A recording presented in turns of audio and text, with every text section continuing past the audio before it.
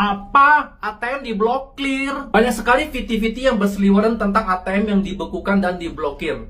Bener gak sih terjadi? Nah, dari 1 Februari ya guys, ini udah bener-bener terjadi. Karena banyak sekali penipuan yang terjadi, pemerintah tuh gerah ya, gemes. Jadi untuk para PMI yang ARC-nya sudah tidak berlaku, ya mungkin itu dia mungkin sudah keluar dari Taiwan, balik ke Indonesia, atau dia sudah menjadi swasta, yang menjadi status ilegal, dan ARC-nya tidak berlaku lagi, sudah kadaluarsa, ATM-nya itu akan diblokir dan rekening banknya itu akan dinonaktifkan, ya. Nah, kalau untuk yang masih legal ya, yang masih bekerja ya, kalau misalnya kalian itu memperpanjang ARC, kalian juga harus memperbarui ARC kalian itu di bank, ya. Jadi kalau nggak diperbarui tetap dinonaktifkan juga sama bank, walaupun kalian itu resmi, ya.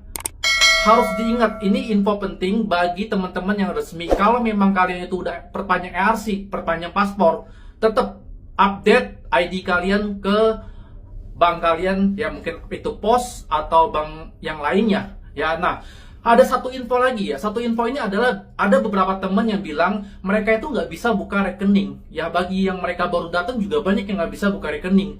Dan ada juga bahkan majikan bawa mereka ke pos dan nggak dikasih juga buka rekening. Nah, ini kenapa bisa terjadi?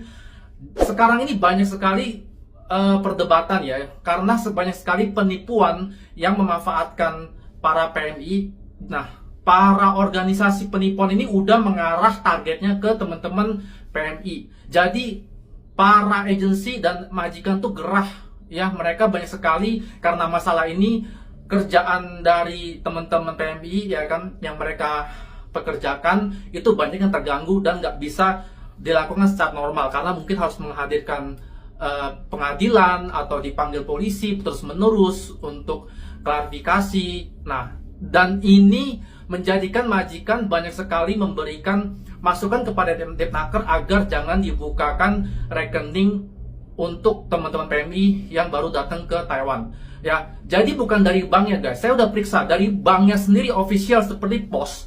Itu mereka masih mengizinkan kalian tuh membuka rekening. Ya, dengan alasan kalau kalian tuh formal. Kalau formal status kalian itu kalian tuh bisa dengan atas nama pabrik atau perusahaan. Ya, itu kalian bisa buka rekening.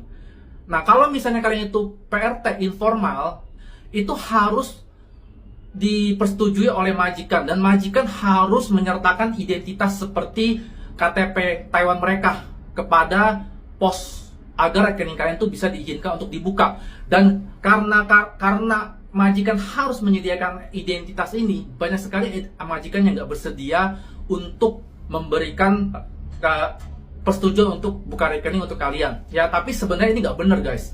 Ya, karena kalau kita sebagai pekerja kerja di suatu perusahaan, kita kalau membuka rekening, ya pasti perusahaan itu harus memberikan kita akses, ya agar kita bisa buka rekening. Sama seperti majikan, seperti informal juga. Jadi kalau bisa mau buka rekening juga harusnya majikan itu mengizinkan kalian buka rekening, walaupun perlu identitas dan persetujuan dari majikan.